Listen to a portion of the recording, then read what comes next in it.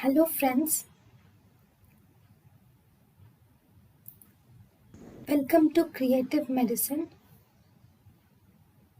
In this lecture, we will learn about Tests of infertility and the day on which they are performed.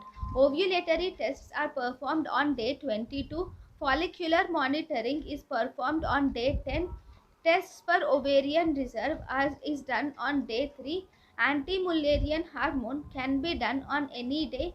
Hysterosalpingography is done on day 10 and postcoital test is done on day 10 to day 12. In Sims test, forward movement of sperms is done in the presence of anti-sperm antibodies. Diagnosis.